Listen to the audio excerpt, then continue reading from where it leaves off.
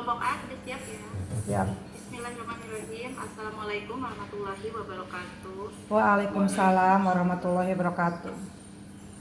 Selamat siang, salam sejahtera, salam bahagia, salam guru penggerak. Puji syukur marilah kita panjatkan kehadirat Allah yang telah memberikan kita banyak sekali nikmat, terutama nikmat iman Islam dan juga nikmat kesehatan, sehingga pada hari yang sangat cerah ini kita dapat bersilaturahmi kembali di dunia maya ini. Dan sholawat serta salam tak lupa juga kita curahkan kepada Nabi Sallallahu alaihi wasallam. Yang terhormat Ibu Fasil dari SMP yang selalu mendampingi kami dalam setiap kegiatan di program guru penggerak ini, dan yang saya banggakan kepada rekan-rekan Bapak Ibu CGP yang selalu bersemangat.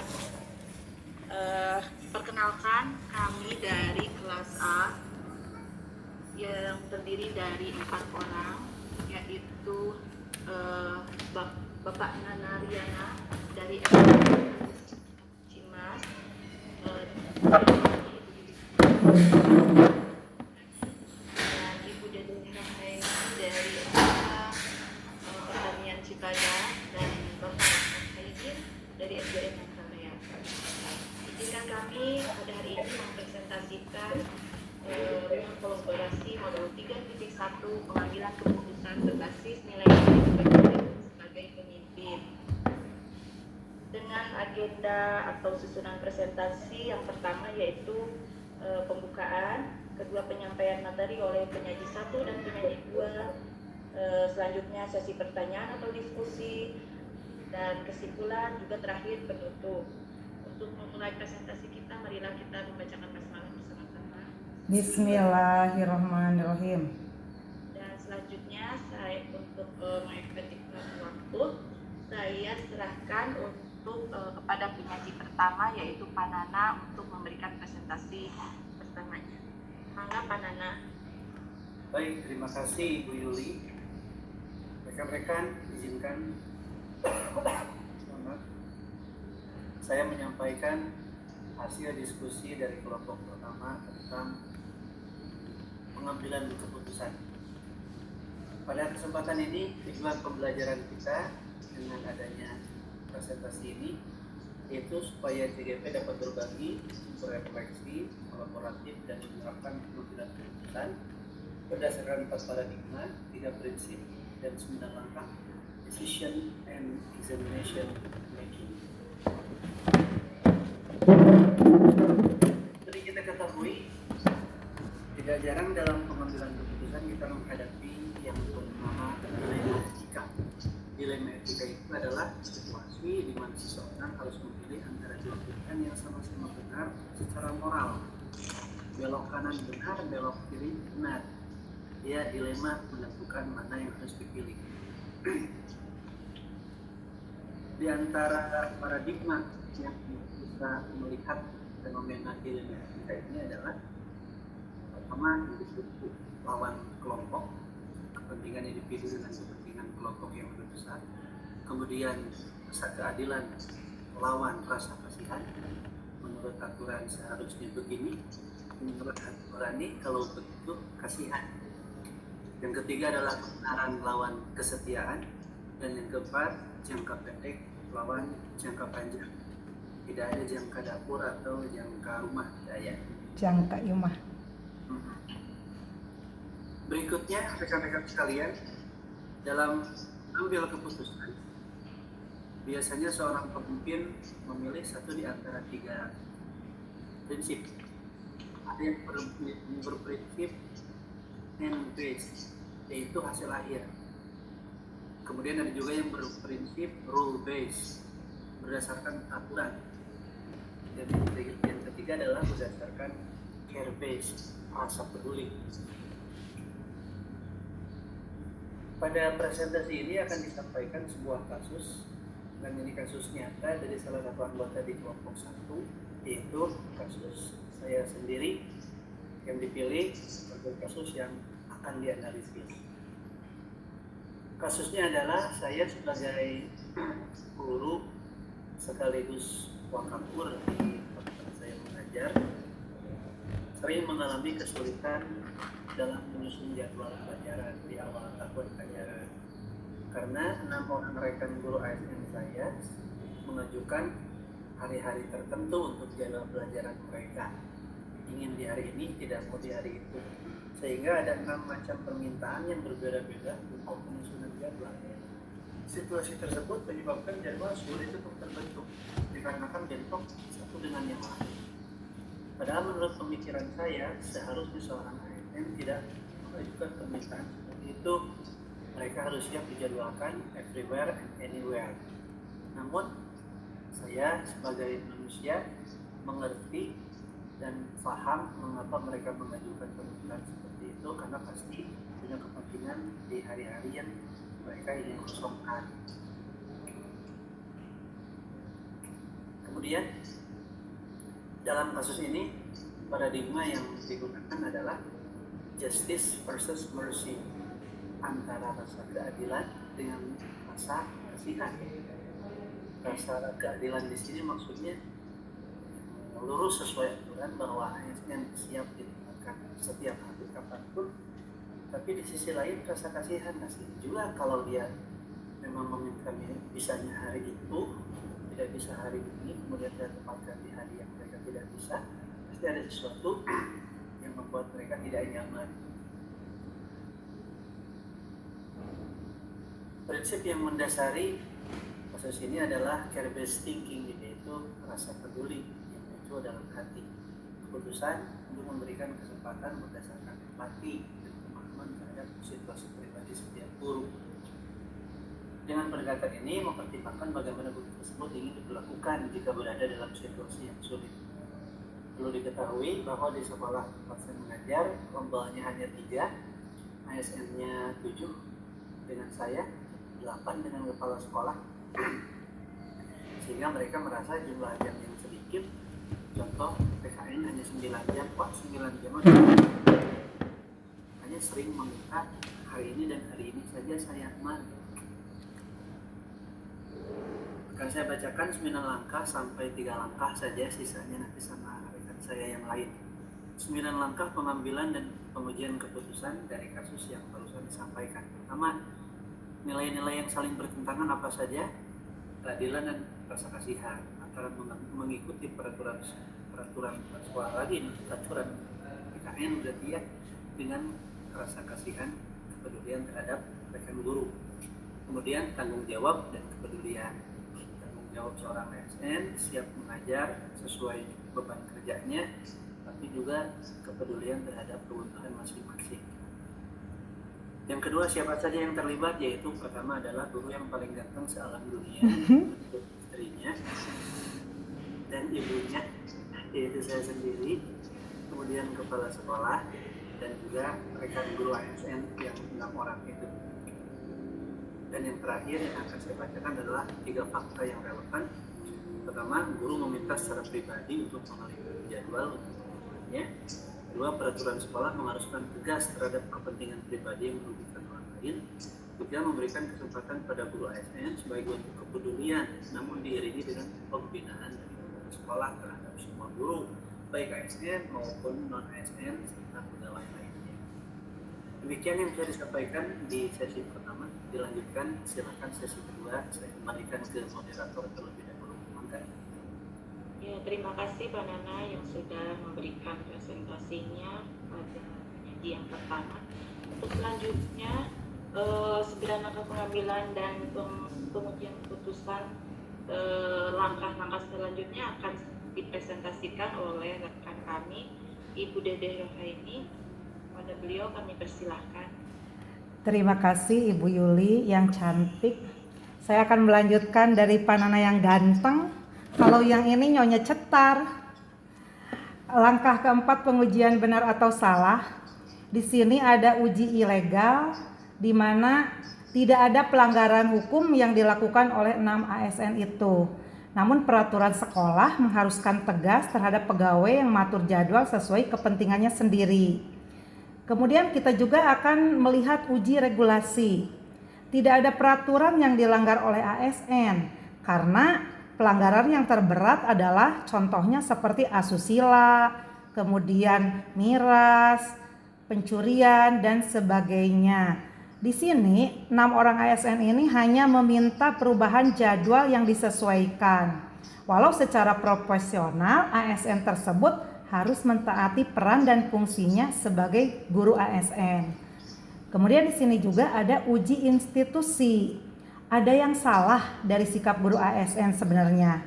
Namun memberikan kesempatan dengan bimbingan tambahan atau pembinaan akan lebih bermanfaat bagi perkembangan mental guru. Jadi ada 6 orang ASN tersebut yang meminta dengan mungkin ada pertemuan di belakang atau percakapan di belakang, yuk kita misalkan ngambil hari-hari yang bisa kita lakukan. Tapi pada intinya itu memang salah juga, karena ASN itu siap ditempatkan di mana saja. Nah, ini ada uji publikasi. Jika sebagai Panana di uji publikasi ini keputusannya digembar-gembor secara viral, itu tidak akan nyaman, bahkan tidak akan adil terhadap 6 guru tersebut, termasuk juga merusak nama baik sekolah. Uji panutan kami akan memberikan keputusan yang adil dan tidak merugikan semua pihak, akan mencari solusi yang mendukung tanpa menyebabkan atau mengabaikan keadilan dan rasa peduli. Di sini pengujian paradigma benar atau salah. Ada paradigma yang kami pilih, yaitu rasa keadilan dan kasihan, seperti yang telah dikatakan oleh Panana. Kemudian ada prinsip resolusi atau penyelesaian. Dari 3 prinsip penyelesaian dilema, prinsip yang digunakan adalah berpikir berbasis rasa peduli. Karena hal ini adanya keadilan yang harus ditegakkan, namun adanya pengecualian terhadap rasa kasih sayang, termasuk kepedulian dari pimpinan dan wakaf kurikulum. Kemudian investigasi opsi trilema, melakukan coaching Panana pertamanya dengan kepala sekolah. Karena dengan kepala sekolah mungkin berpikirnya Panana ini bisa menemukan solusi yang terbaik. Panana sesudah menemukan coaching solusi yang terbaik dari dirinya sendiri, sesudah berbicara dengan kepala sekolah, bisa juga melakukan coaching dengan antar rekan guru tersebut, dengan 6 orang guru tersebut dengan waktu yang berbeda-beda misalkan, untuk memperoleh harapan adanya keputusan yang memenuhi harapan semua pihak secara adil. Kemudian berkoordinasi dengan pihak-pihak yang lain, melakukan pembinaan dari dinas terkait. Kemungkinan kalau misalkan Bapak Kepala Sekolah belum bisa menyelesaikan, sesudah coaching belum bisa menyelesaikan, ya didatangkanlah pembinaan misalnya dari KCD atau dari dinas terkait. Adanya pendekatan secara personal dengan komunikasi baik dan efektif. Kemudian apa sih langkah untuk keputusan yang dibuat oleh Panana? Keputusan yang saya ambil adalah membuat jadwal dengan mengacu pada peraturan. Namun hal ini adanya koordinasi dengan semua pihak serta memiliki rasa adil bagi semua dan kepedulian dengan selanjutnya Panana, rekan guru, dan kepala sekolah itu ada satu kesatuan kolaborasi sehingga di sekolah tersebut adanya pembinaan dari kepala sekolah yang rutin, yang diharapkan permintaan jadwal-jadwal yang secara individu itu tidak terulang kembali. Maka refleksinya berdasarkan keputusan yang diambil, hal ini memungkinkan Panana untuk membantu guru tersebut tanpa mengabaikan nilai keadilan dan rasa peduli. Kami merasa keputusan ini adil dan sejalan dengan nilai-nilai kebajikan universal. Keputusan ini juga dapat membantu Panana menjadi lebih empati dan pengertian dalam menangani masalah serupa di masa depan. Kemudian langkah pengambilan dan pengujian keputusan yang lain, yakni menurut kelompok kami, langkah-langkah pengambil keputusan sudah diikuti dengan tepat karena melibatkan identifikasi nilai-nilai yang bertentangan, pihak yang terlibat, pengumpulan fakta, dan berbagi pengujian untuk memastikan keputusan yang diambil adalah etis dan dapat dipertanggungjawabkan. Keputusan diambil itu sudah tepat dengan pendekatan mendukung kepada semua kolaborasi dari warga sekolah yang ada di tempatnya Pak Nana, tetap berkomunikasi secara transparan dengan guru yang lain, walaupun itu misalkan ada guru non ASN, maka di balik keputusan ini harus menyadari mereka sendiri ya, termasuk 6 ASN itu memahami konteks dan menyadari kesalahan secara individu, tidak lagi memaksakan kehendak dan berlaku bertanggung jawab selaku ASN. Di sini ada investigasi opsi trilema. Hal yang menarik, ternyata pendekatan secara pedagogis yang menunjukkan dukungan perkembangan guru secara keseluruhan, menciptakan keharmonisan di sekolah. Adanya coaching antara guru dengan kepala sekolah atau guru dengan rekan sejawat lainnya. Mungkin dari coaching seni coaching inilah ya yang bisa menyebabkan solusi.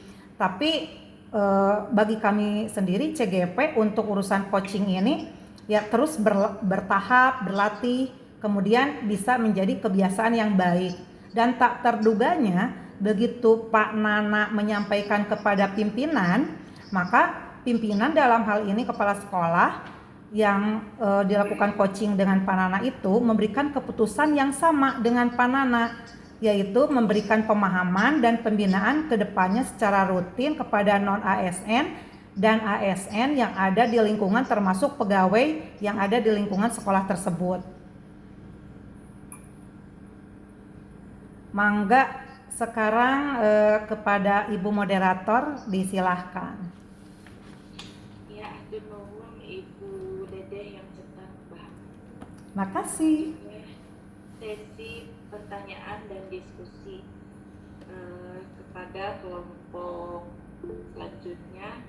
Silahkan dibuka sesi pertanyaan. Oh iya, sudah ada Bunda Nu, orang pertama yang akan memberikan tanggapan atau pertanyaannya. Mangga Bunda. Ya, terima kasih Ibu Yuli. Apakah kedengaran suara saya? Sangat cetar sekali. Oh iya, terima kasih. Saya hanya menanggapi mungkin ya dari penjelasan yang sangat rinci, dan hal ini memang dari sekolah, dari tiap sekolah sepertinya ini adalah sudah menjadi masalah rutin. Artinya berbagai kepentingan pribadi atau individu yang diharapkan oleh seorang guru itu, permohonan itu yang selalu diminta setiap awal tahun ajaran di setiap sekolah. Hanya saja beruntung Pak Nana itu hanya 7 ASN. Coba dari kami itu hampir 80 orang, apalagi belum di SMK. Gurunya itu lebih dari 80. Sekarang semuanya keinginannya ditampung dengan rasa kasihan dan juga berempati apa yang dirasakan oleh kurikulum itu ya dalam membuat jadwal. Memang pada dasarnya untuk seorang ASN itu tidak perlu meminta hal ini karena memang kewajibannya adalah melakukan pekerjaan dari hari Senin sampai hari Jumat apabila itu digunakan 5 hari kerja sampai pukul 16. Tidak perlu minta ini minta itu. Mau kemana memangnya? Mau 2 hari lagi mau apa? Mau jualan atau apa? Nah itu adalah sebuah hal yang memang itu menjadi dilema buat pihak sekolah juga, dan juga memang sebenarnya kurang bijak juga, apalagi masyarakat yang menilai ini pegawai negeri ini 2 hari hanya di sekolah, 3 harinya di luar, mencari ini mencari itu, enak sekali. Nah itu akan menimbulkan kecemburuan di antara di kalangan masyarakat. Nah kemudian tadi saya mencermati di bagian itunya Pak, dari apa namanya Trilema. Investigasi opsi trilema. Nah yang saya pahami investigasi trilema itu adalah apabila kita sudah memiliki 2 opsi. Nah opsi yang ketiganya itu dicari gitu kan ya. Opsi yang pertama benar gitu kan. Opsi yang kedua juga benar, tapi bagian cari lagi kira-kira yang bisa dijadikan opsi yang ketiga. Itu pemahaman saya tentang investigasi opsi trilema. Dalam mengambil keputusan, seringkali ada 2 pilihan yang bisa kita pilih. Terkadang kita perlu mencari opsi di luar, dan 2 pilihan yang sudah ada, kita bisa bertanya pada diri kita apakah ada cara untuk berkompromi dalam situasi ini. Terkadang akan muncul sebuah penyelesaian yang kreatif dan tidak terpikir sebelumnya, yang bisa saja muncul di tengah-tengah kebingungan menyelesaikan masalah. Itulah yang dinamakan dengan investigasi opsi trilema. Nah, mohon penjelasannya untuk Pak Nana, opsi trilema apa yang Pak Nana lakukan selain coaching gitu kan ya? Kalau coaching itu pembinaan, tapi nanti hasilnya bagaimana dengan keinginan guru-guru itu? Terima kasih Pak. Mohon penjelasannya. Terima kasih Pak. Ini benar.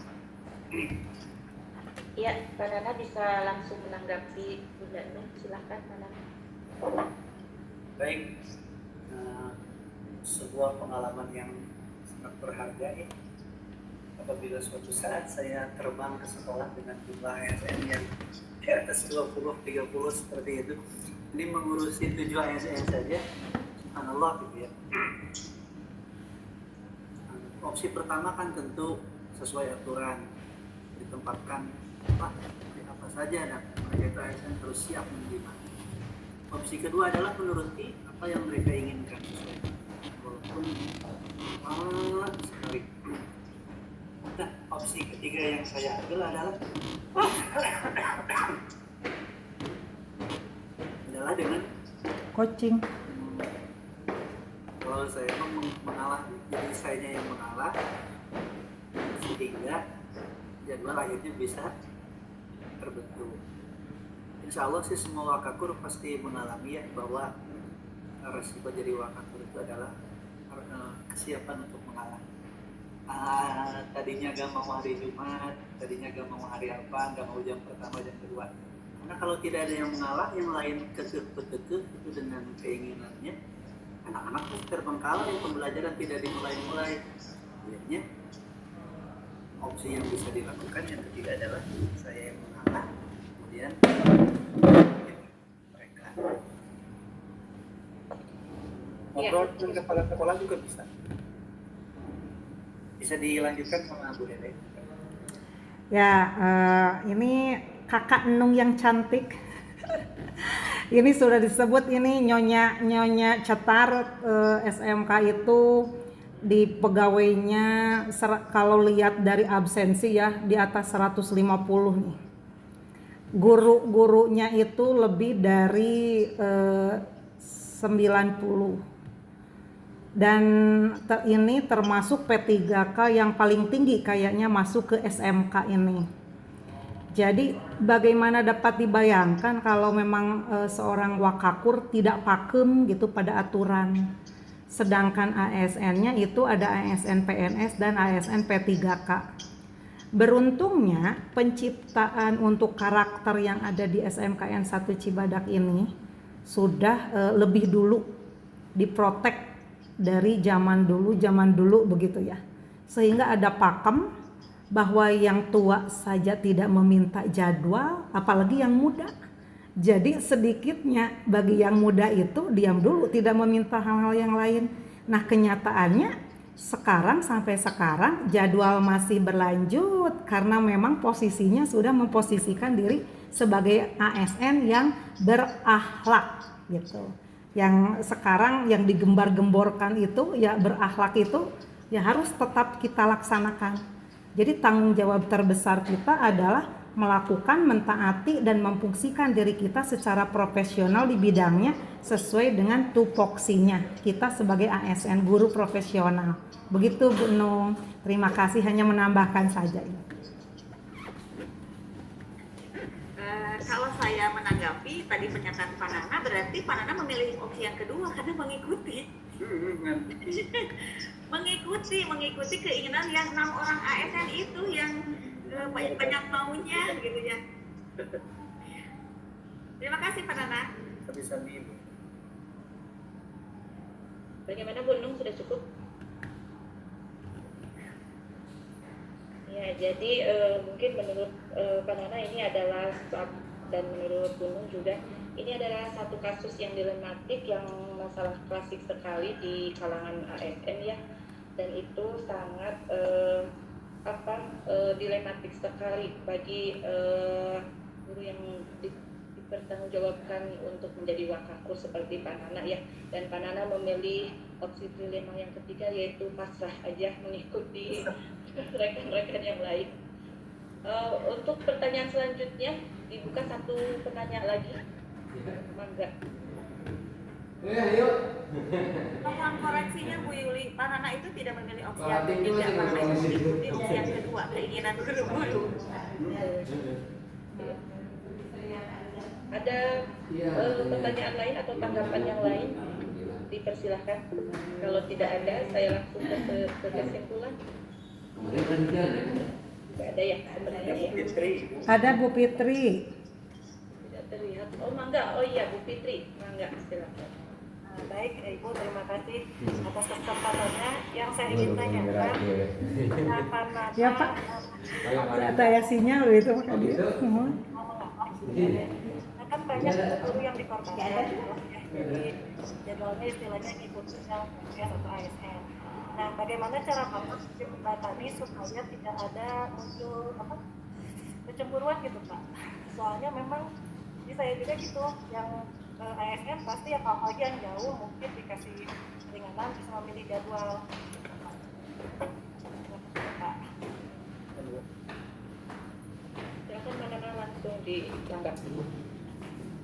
Jadi yang saya tangkap dari pertanyaan Bu Fitri, bagaimana jika yang memintanya tidak semua gitu. Mungkin yang nggak minta di sini buruk gitu ya. Nah, sejauh pengalaman sampai hari ini, ketika ASN tersebut tidak meminta, kita tidak tawarkan untuk meminta, tetapi gendrian berarti memang dia sudah legowo, siap melakukan dengan kewajibannya atau memang rumahnya dekat. Alhamdulillah sebelum terjadi kebutuhan itu dia yang berkata, "Yos Pak, cenah pangita esa sama dia pribumi di dia." Walaupun bisa jadi di suatu saat hal tersebut akan terjadi. Tentu yang harus dikedepankan adalah keterampilan komunikasi, caranya supaya tidak terjadi kecemburuan sosial. Begitu Bu Fitri. Yang menarik di sini Bu Yuli adalah yang disampaikan Bu. Memang betul ya, kemampuan mencari opsi dilema itu tidak semua orang bisa. Jadi harus out of the box, keluar dari yang mandek ini. Apakah kita hanya punya dua solusi ini? Tidak ada solusi lain. Dan untuk menemukan solusi lain itu, kalau sendiri diputar hebat kalau dapat gitu ya. Bukan dengan istiqoroh. Saya pikir ngobrol, orang pendapat, brainstorming dan bisa jadi salah satu cara menemukan objek dilema itu. Cuma iya gitu. Ini itu akan menjadi PR kita ya Pak. Harus jadi pemikiran bersama. Kita bersama. Begitu Bu Yuli. Baik. Saya rasa sudah cukup sesi diskusi dan pertanyaan. Selanjutnya saya akan membacakan kesimpulan dari kelompok kami, yaitu dalam dilema etika kita harus mempertimbangkan paradigma dan prinsip pengambilan keputusan yang sesuai. Dalam hal ini tidak merugikan semua pihak, adapun dilema etika yang harus mempunyai solusi dan memberikan suatu nilai yang bermakna bagi pengambilan keputusan itu sendiri. Paradigma pengambilan keputusan ada 4, yakni individu vs kelompok, rasa keadilan versus rasa kasihan, kebenaran versus kesetiaan, jangka pendek lawan jangka panjang. Prinsip pengambilan keputusan ada 3, yaitu berpikir berbasis hasil akhir, berbasis peraturan, dan berbasis rasa peduli. Dan di sini kelompok kami juga sudah memenuhi tugas checklistnya, di antara 1 hingga 8 itu sudah terpenuhi semuanya. Begitu presentasi dari kelompok A. Mohon maaf jika ada kekurangan, dan akhirul kalam, assalamualaikum warahmatullahi wabarakatuh. Terima kasih semuanya. Waalaikumsalam warahmatullahi wabarakatuh. Oke, waalaikumsalam warahmatullahi wabarakatuh. Terima kasih kepada kelompoknya Pak Nana, kasih plus yang paling banyak Bapak Ibu, karena Pak Nana sebagai wakakur, wakasek kurikulum. Semangat Pak Nana. Iya, melihat modelnya kan kalau Pak Nana tidak bisa gitu. Jadi ternyata kalau di mungkin banyak permintaan dari guru-guru terutama yang ASN ini tidak berdaya ya sepertinya, tapi saya rasa tidak. Pak Nana ini perlu banyak pertimbangan, jeli orangnya. Tepuk tangan buat Pak Nana. Jangan macem-macem, jangan main-main begitu ya. Emang mungkin sama, setiap sekolah juga mempunyai pengalaman yang sama. Tapi kita